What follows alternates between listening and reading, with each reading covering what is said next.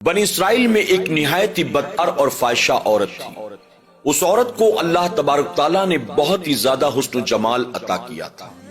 حسن و جمال کی وجہ سے اس عورت کے آبادی میں رہنے والے تمام مالداروں کے ساتھ ناجائز تعلقات تھے۔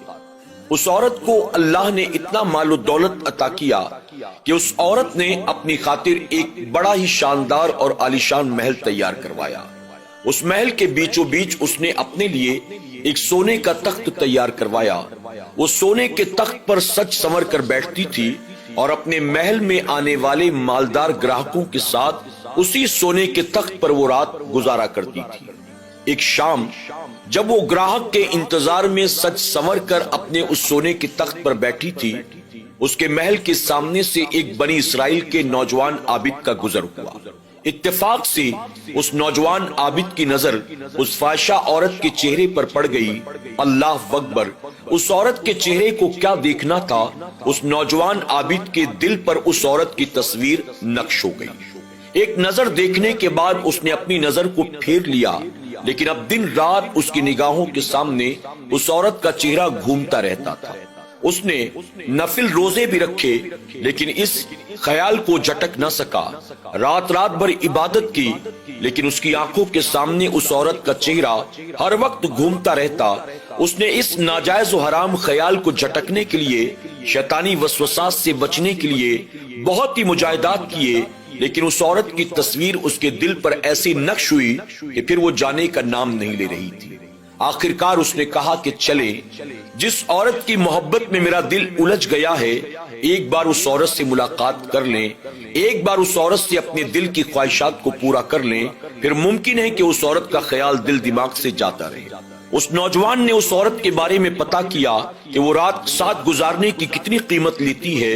اسے جب پتا چلا، اس نے دن رات محنت مزدوری کی، ایک ایک روپیہ جمع کیا۔ جب اس کے پاس اتنا مال اکٹھا ہو گیا کہ جس مال کے ذریعے وہ اس عورت کے ساتھ ایک رات گزار سکتا تھا، سارا مال لے کر تیار ہو کر عورت کے محل میں داخل ہوا۔ عورت کے حوالے وہ سارا مال کرتا ہے، وہ اسے سونے کے تخت پر بٹھاتی ہے اور کہتی ہے کہ میرا انتظار کرو، میں ابھی تیار ہو کر آتی ہوں۔ وہ عورت جاتی ہے، سج سنور کر آتی ہے اور اس نوجوان کے قریب سونے کے تخت پر بیٹھ گئی۔ اب اس نوجوان نے اس عورت کے ساتھ یہاں وہاں کی باتیں کرنی شروع کی۔ بات کرتے کرتے گفتگو طویل ہوئی۔ اچانک اس نوجوان کے دل میں خیال آیا، اللہ اکبر! میں اس فاحشہ عورت کے محل میں آ کر اس کے ساتھ بیٹھا دنیاوی باتیں کر رہا ہوں۔ ارے میں تو وہ ہوں جو پوری پوری رات اپنے رب کی رضا کے لیے مصلی پر گزارا کرتا تھا، اپنے رب کو راضی کرنے کے لیے نفل روزے رکھتا تھا، اپنی زبان کو اللہ کے ذکر سے تر رکھتا تھا، پوری پوری رات خوف خدا میں رویا کرتا تھا۔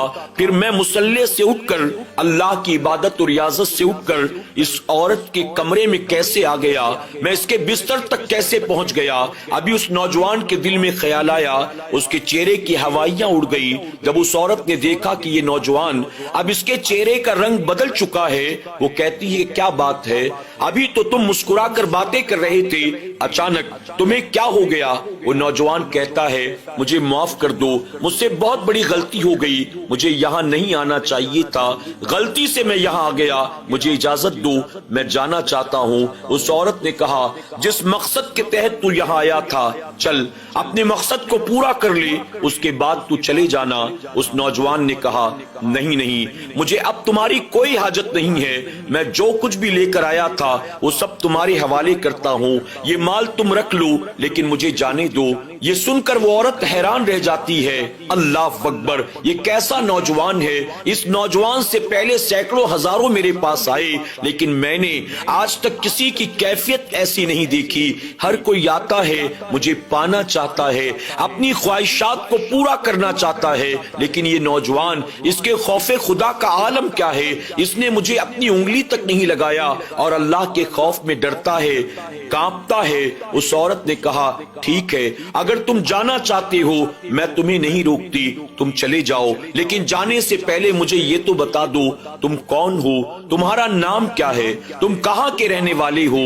اس نوجوان نے اپنا نام بتا دیا، اپنی آبادی کا پتہ بتا دیا، اور اس کے بعد وہاں سے تیزی کے ساتھ نکلا اور اپنے گھر کی طرف چل پڑا۔ اس نوجوان کے جانے کے بعد عورت کے دل میں اللہ تبارک تعالیٰ نے یہ خیال پیدا کیا، اس عورت نے کہا اللہ اکبر، یہ کیسا نوجوان ہے جس کے خوف خدا کا یہ عالم ہے، یہ نوجوان بن گناہ کیے اللہ سے ڈرتا ہے، اور میں دن رات گناہ پر گناہ کرتی ہوں، نافرمانی پر نافرمانی کرتی ہوں، اور میرے دل میں اللہ کا کوئی ڈر نہیں، میرے دل میں آخرت کا کوئی ڈر نہیں۔ اس نوجوان کے خوف خدا نے اس عورت کو بھی توبہ کی توفیق کی طرف آمادہ کر دیا۔ وہ عورت اب توبہ کرنے کے ارادے سے اللہ کے نبی موسیٰ علیہ السلام کو تلاش کرنے کے لیے نکلتی ہے۔ اللہ کے نبی سیدنا موسیٰ علیہ السلام بنی اسرائیل کے لوگوں کو جمع کر کے ان کے درمیان واعظ و نصیحت فرما رہی تھی۔ اس عورت نے لوگوں کے سامنے جا کر موسیٰ علیہ السلام سے بات کرنا مناسب نہ سمجھا۔ اس نے ایک شخص کے ذریعے موسیٰ علیہ السلام تک پیغام پہنچایا کہ اللہ کے نبی موسیٰ علیہ السلام سے یہ کہہ دو میں ان سے ملاقات کرنا چاہتی ہوں، میں ان سے تنہائی میں کچھ بات کرنا چاہتی ہوں۔ اب وہ جو شخص تھا وہ بے وقوف قسم کا تھا، اسے پتہ نہیں تھا اللہ کے نبی کو یہ میسج کیسے پہنچایا جائے۔ وہ مجمع کو چیرتا ہوا آگے بڑھا اور لوگوں کے سامنے بلند آواز سے کہتا ہے اے اللہ کے نبی، فلاں فاحشہ عورت، فلاں بدکار عورت آپ سے ملنا چاہتی ہے، تنہائی میں آپ سے کچھ بات کرنا چاہتی ہے۔ جب موسیٰ علیہ السلام نے یہ سنا آپ کو جلال آ گیا۔ اس عورت کو اگر ملاقات کرنی تھی تو اس طرح پیغام نہ پہنچانا تھا۔ ہر کوئی اللہ کے نبی موسیٰ علیہ السلام کو حیرت کے ساتھ دیکھتا ہے، آخر اس عورت کو موسیٰ علیہ السلام سے کیا کام آن پڑا جو موسیٰ علیہ السلام سے وہ تنہائی میں ملنا چاہتی ہے۔ اللہ کے نبی نے جلال میں کہا جاؤ، جا کر اس عورت سے کہہ دو یہاں سے چلی جائے، ہم اس سے ملنا نہیں چاہتے ہیں۔ اس شخص نے واپس آ کر اس عورت کو یہی بات دہرا دی۔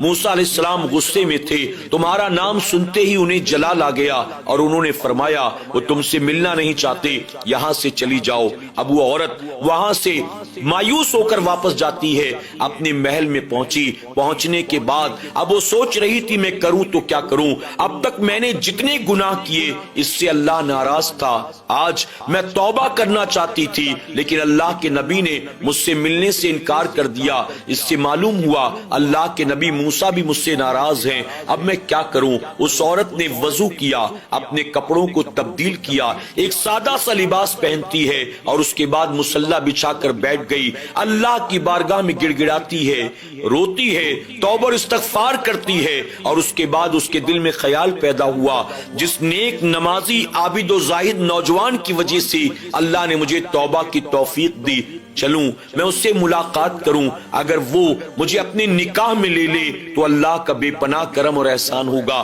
اب اس ارادے سے وہ عورت اس نوجوان کو تلاش کرتے کرتے اس کے گاؤں میں پہنچتی ہے، اس کے دروازے پر دستک دیتی ہے۔ اس نوجوان نے دروازہ کھلا، اپنے دروازے پر اس عورت کو کھڑا دیکھا، خوف خدا میں کانپ گیا، اللہ اکبر۔ اسے وہ ساری گھڑیاں، وہ وقت، وہ لمحات یاد آ گئے جب اس عورت کے ساتھ وہ تخت کے اوپر بیٹھا، اس سے دنیاوی گفتگو کر رہا تھا، اس سے مذاق کر رہا تھا۔ وہ خوف خدا میں کانپ گیا، یہ عورت میرے دروازے پر آ گئی، اللہ اکبر۔ پتا چلا یہ گناہ میرا پیچھا چھوڑنے کو تیار نہیں ہے، اب پتہ نہیں میرا قیامت میں کیا بنے گا۔ وہ اتنا نیک نوجوان تھا، اس عورت کے چہرے کو دیکھتے ہی ان خیالات میں وہ ڈوبا اور خوف خدا کی وجہ سے اس کے جسم سے روح پرواز کر گئی اور اس کا جسم زمین پر ڈھیر ہو گیا، اللہ اکبر۔ گھر والوں نے میت کو اٹھایا، غسل کا، کفن دفن کا انتظام کیا۔ وہ عورت 3 دن تک تو خاموش رہی،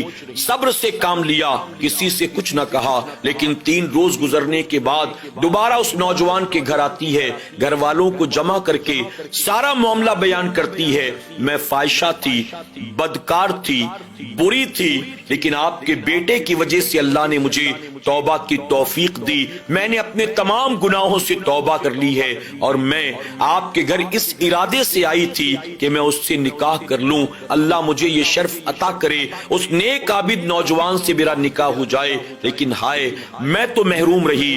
گھر والوں نے جب یہ سارا معاملہ سنا، گھر والوں نے کہا وہ جس سے تم نکاح کرنا چاہتی تھی وہ تو دنیا سے رخصت ہو گیا، لیکن اس کا ایک چھوٹا بھائی ہے، وہ بھی نیک ہے، عابد ہے، اگر تم کہو تو ہم اس سے بات کرتے ہیں۔ اس عورت نے کہا ٹھیک ہے۔ اب اس کے چھوٹے بھائی سے بات کی گئی۔ چھوٹے بھائی نے کہا اگر واقعی وہ عورت صحیح کہہ رہی ہے، وہ گناہگار و بدکار تھی، اب توبہ کر کے نیک بن گئی ہے، میں اس سے نکاح کرنے کو تیار ہوں۔ یہاں تک کہ گھر والوں نے اس نیک عابد و زاہد نوجوان کے چھوٹے بھائی سے اس عورت کا نکاح کرا دیا۔